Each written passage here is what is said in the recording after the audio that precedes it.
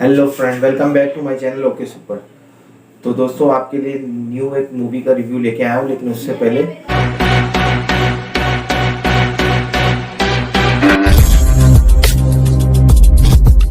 कुछ रिमाइंड करवा देता हूँ आपको।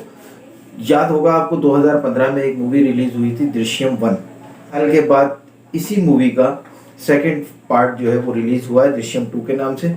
और ये भी मलयालम एक मूवी दृश्यम 2 का ही ऑफिशियल रीमेक है। और इसमें भी मोहनलाल थे, और जो रिलीज हो चुका है जिसके अंदर मोहनलाल ने ये रोल प्ले किया था, और बहुत ही शानदार मूवी है। और लेकिन अफसोस कि वो हिंदी में अवेलेबल नहीं है, तो आप उसको हिंदी में अभी नहीं देख सकते। और जिन लोग को मलयालम समझ में आती है तो उन लोग के लिए तो बेस्ट है कि वो उस मूवी को देख सकते हैं।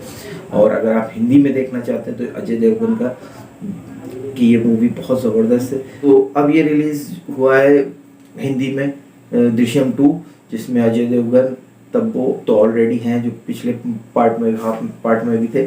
और एक नया इजाफा इसमें आया है, अक्षय खन्ना, जिन्होंने इस मूवी में एक पुलिस ऑफिसर की कैरेक्टर को प्ले किया है। तो बहुत ही शानदार प्ले किया है, और उसके बारे में आगे बात करेंगे। तो बढ़ते हैं अपने मूवी रिव्यू की तरफ। इस मूवी के बारे में मैं आपको बता दूं कि इसके जो कास्टिंग है वो बहुत शानदार है। अजय देवगन, तब्बो और अक्षय खन्ना जो तीनों एक मूवी में हो, तो सोचिए कि आप उस किस तरह की अदाकारी उसमें होगी। तो फ्रेंड, आप लोगों ने अगर दृश्यम 1 नहीं देखी है तो वो देख लें और उसके बाद इस मूवी को देखें, क्योंकि अगर आप डायरेक्ट इस मूवी को देखेंगे तो आप कंफ्यूज हो जाएंगे कि स्टोरी क्या चल रही है। तो इसका फर्स्ट मूवी देखनी ज़रूरी है, तो उसको पहले देख लें, क्योंकि ये मूवी वहीं से कंटिन्यू होती है जहाँ से पहली मूवी ख़त्म होती। तो उसके बाद ये मूवी शुरू होती है, और उसका पहला हाफ जो है वो यही सब दिखाता है कि 7 साल के अंदर क्या क्या चेंजेस आए हैं और फैमिली किस तरीके से सर्वाइव करती रही। और उसके बाद से फिर ये मूवी सेकंड हाफ से पेस पकड़ती। तो ये इस बात का ध्यान रखिएगा कि अगर आपने फर्स्ट मूवी नहीं देखी तो दृश्यम 1 पहले देखें। इसमें जो फर्स्ट हाफ है, फर्स्ट हाफ के बारे में बात कर लेते हैं। फर्स्ट हाफ ऐसा है जो आपको थोड़ा स्लो लगेगा, और शुरू में आपको थोड़ा सा समझने में मुश्किल होगी, लेकिन वो फर्स्ट हाफ जो है जितने भी इसमें कैरेक्टर हैं उनको सबको इस्टेब्लिश करता है, ताकि आपको एंड में मालूम होगा कि ये कहाँ से कहाँ कनेक्शन उसका जुड़ेगा। तो वो आप लोग के लिए सरप्राइजिंग होगा। सेकेंड हाफ में मूवी अपने पेस को पकड़ती, तो लास्ट के 30 मिनट जो है उसमें इस पूरी मूवी का कंक्लूजन निकलेगा, और ये मूवी का जो क्लाइमेक्स है वो आपको सुन कर देगा, और आप शॉक्ड हो जाएंगे कि यार ये किस तरह का क्लाइमेक्स था। और स्टार्टिंग का जो फर्स्ट हाफ है फिर आपकी समझ में आएगा कि उस फर्स्ट हाफ का एंड से कनेक्शन।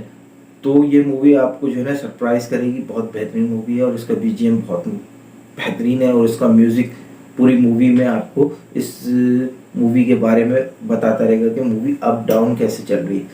बहुत ज़बरदस्त है। अक्षय खन्ना का कैरेक्टर बहुत ज़बरदस्त है। वो जब स्क्रीन पे आएंगे तो आपको लगेगा कि आप कुछ होने वाला है। तो वो आपको जो है ना, उनका कैरेक्टर काफ़ी बैड टाइप का कैरेक्टर है, जो आपको लगेगा कि यार कुछ होने वाला है। तब वो कैरेक्टर थोड़ा कम कर दिया रोल, क्योंकि लाजमी बात है अब जब कैरेक्टर वो रिटायर हो चुकी हैं, तो उसके बाद एक अलग ऑफिसर जब इन्वेस्टिगेशन कर रहा है केस की, तो अक्षय खन्ना का रोल काफ़ी ज़बरदस्त। बात करते हैं अजय देवगन की, तो अजय देवगन जो इस मूवी में चौथी फेल है, और ये उनकी लाइफ का जो है ना बेस्ट सीन होने वाला है, बेस्ट परफॉर्मेंस है जो उन्होंने इस मूवी में दी है। बहुत ही शानदार, ज़बरदस्त। और बॉलीवुड में जिस तरह का अभी ट्रेंड चल रहा है कि मूवीज़ ज़्यादा बिजनेस नहीं कर पा रही हैं, तो उसमें ये उम्मीद की किरण की तरह मूवी होगी। और थ्रिलर ड्रामा है, इसमें थ्रिलर है, ड्रामा है, जो आपको अच्छा लगेगा और एंड तक ही आपको अपने साथ बांध के रखेगी। तो इस मूवी को लाजमी देखिए, बहुत बेहतरीन मूवी है। दुआओं में याद रखिएगा।